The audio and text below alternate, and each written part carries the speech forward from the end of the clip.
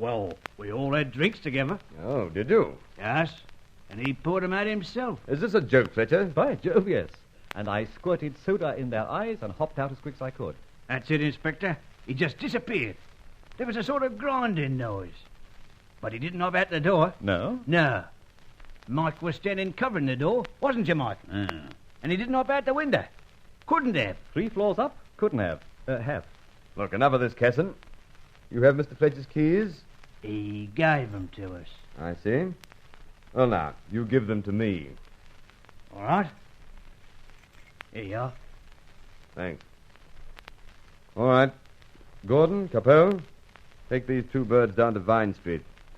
Tell the sergeant on duty to charge them with being on premises with intent. Tell him to stick him in the cage. Keep him there till I get along. Here's up. Come on, you two, come on. All right, hurry up now. I'll go along with you and charge him, shall I? As the injured party? Injured? Yes, that face would certainly get the sympathy of any magistrate. All right, let's be serious a moment. These keys of yours, look, I haven't a search warrant, but could I look in that wall safe of yours? By all means. I'm certain you'll find nothing of any value. How does it work? Just pull that blind cord first. Like this? That's it. Now, strangely, that action, you see, lets a fixed mirror open outwards. Yes, I see. And there, abracadabra, is the wall safe. The key turns twice. Then you press that button, and voila, the old glove, etc. Yes, very ingenious indeed. Your own invention? Yes, and manufactured by my late sire's firm, the Fletcher Safe and Lock Company. You had a good look inside? Yes. Nothing of any value. Much? What have you found? This. A grey goose feather. Why, yes. Surely, then, your memory isn't so poor that you've forgotten you gave me that yourself last night. Oh, my heavens. Surely I haven't been nursing a viper in my bosom. What the devil do you mean? Oh, no, it couldn't be. You surely aren't the Grey Goose yourself.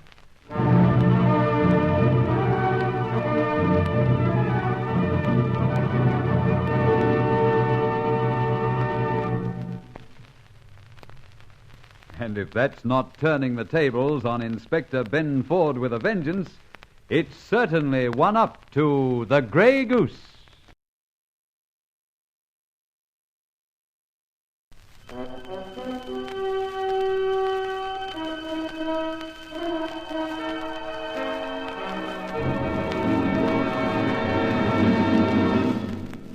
I have been here.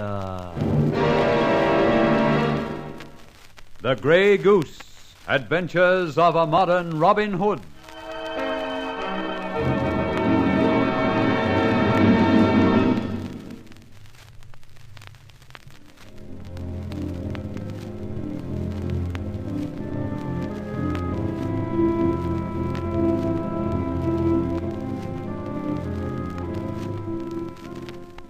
I won a diamond from Bernie Casson, smash and grab artist when he made his play in Bond Street. But wait, let's be brief. I'll itemize from here.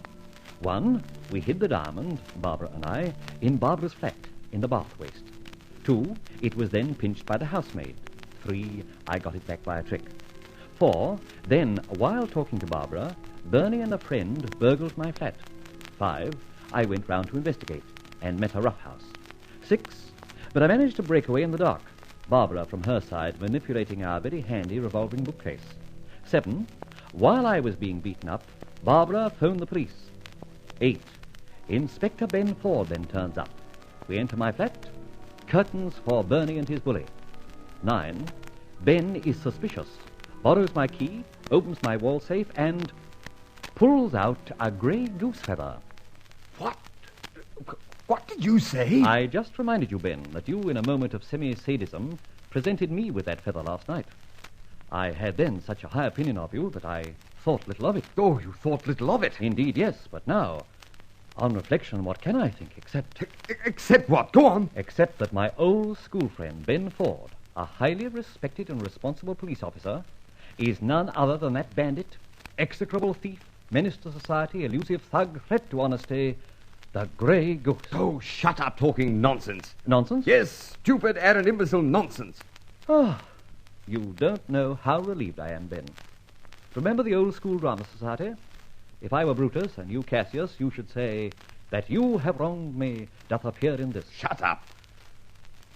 You of all men should know that I'm not the Grey Goose, or the man who hides his felonies under that alias. I of all men? Why me? Don't answer that question. All right. We'll leave it for now. But there's a thing or two exercising my mind which I'd like cleared up. Such as? The diamond first. Bernie Casson seems to think you have it. Why does he think that? 1, you were nearest to him. Else I couldn't have tripped him up.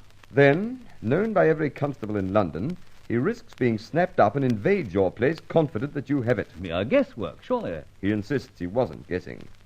He asserts that he saw you pick it up. Confound it. I helped pick up a fortune in bits and pieces of very fine jewellery, which were handed to the owner of the shop. So the constable said. All right, skip it. Now, point 2. When Bernie and Mike were having their drink, you splashed soda in their faces, the lights went out, and you vanished. Exactly. But Mike was guarding the hall door. You couldn't get past that mountain. What to do? Inspector, I cannot tell a lie. I quickly made a hole in the wall, dived through it, then quicker than a British workman, I relaid the bricks, shoved on some plaster... All right. Don't go on with the act. Save it for the Palladium. Of course. I may have a trapdoor in the floor. Maybe you have at that. A bit awkward. This is a wall-to-wall carpet. Mind you, a trap could be under that rug. Now, don't fool. I know there isn't. Sometimes I wish there was. Why? You have to make extremity exits? No, it isn't that. But there's a lovely blonde from the Follies in the flat below. Are you serious? Oh, at times. Well, then I suggest you endeavor to make the next few weeks some of those times. I think maybe you realize the necessity. Good night. What, not even one for the road? No, thanks. I promise not to squirt soda in your eye. No, thank you. Ben's getting warm. Wonder if he's really gone. Soon, though. He'll tread on my buzzer just as he gets into the lift. What? No buzzer? Oh, Ben. Up to your old tricks again? Oh, but... Oh, what? Not gone? Did you decide to come back for that drink? Or were you tying up your shoelace? Oh, confound you, Fletcher. I'll be coming back fairly soon. Always glad to see you, Ben. Cheers.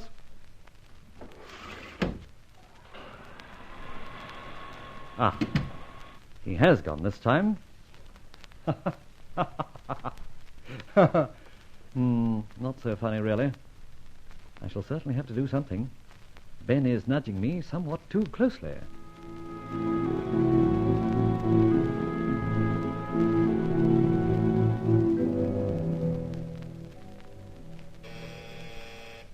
You in, Rolly? Yes. Press the button on the gadget and come in. Right. It's important.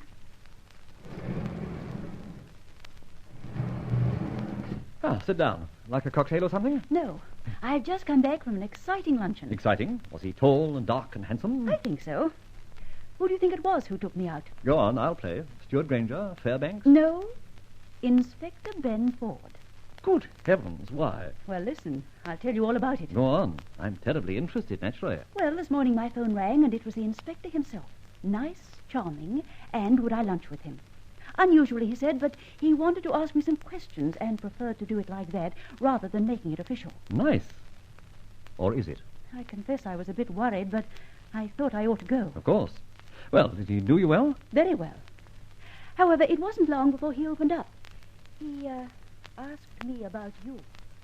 You've known Fletcher a long time, Miss Feversham? Oh, yes. I can't quite remember when we first met. You see him often? Well, we meet here and there. Socially, you know. Theatre and then a dinner. Join a dance party. Such things like that, Inspector. You live in the same block of flats, do you know? No. I live in a block of flats that backs onto his block. The two entrances are in different streets. In any case, Inspector, what does that question mean? Oh, forgive me. I'm perhaps being a little gauche. Just one more question. I hope it'll be in slightly better taste. I'm almost scared to ask this one, but I must. Is there any means of communication between the two blocks? A passage, a pass door or anything? None that I know of. After all, the two buildings are separately owned. Of course, one could get from one to the other, I suppose, over the roof. That's fairly obvious, isn't it? Thank you. Is that all? Absolutely all. Then thank you for the lunch. I'm rather glad I had sole mignon here rather than a grill at Scotland Yard. I appreciate the point, Miss Addison. Very neatly put, Barbara.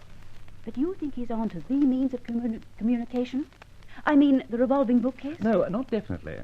But he's a bit puzzled by my Mandrake Act. How I evaded those two crooks, Bernie Casson and Mike. I did laugh him out of it, but he's got a few ideas about traps in the floor, etc. Suppose he sounds the walls. Gets an expert. Suppose he even sounds the bookcase itself. That's attached to solid brickwork. The brick wall turns with it. There'll be no hollowness perceptible to an expert architect even. And the diamond. Where's that? Voila! In the palm of my hand. Gracious. It's surely very dangerous to keep it here. My dear girl, for the moment, this is the safest place. Bernie Casson is in Clink, so he'll not pay me another visit. But the inspector might. Might? He will. Nothing's more certain. If he does bring experts and examines this flat, he might find the speakers, microphones, etc. Not he. All wires are concealed in the plaster.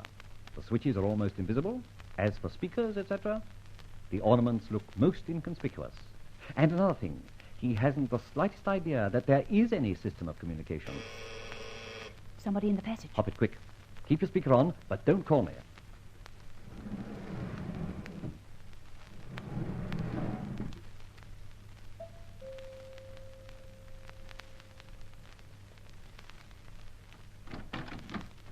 Good afternoon, Fletcher. Oh, come in, Ben. This is an official call. Oh, in that case, come in, Inspector. Ah, you have your boys with you. Yes, come in, Gordon, Capel. And Casson with you. What is all this? I thought you jugged friend Bernie. However, if you like his company, that's quite all right by me. Close the door, Capel. Yes, sir. We'll cut the jokes for now, Fletcher. This is business. Acting upon certain information gained from time to time by myself and others, I've obtained a warrant to search your flat. Well, as you have a warrant, I can scarcely describe this as an unwarranted intrusion, can I? All right, go ahead. Please allow me to arrange the program.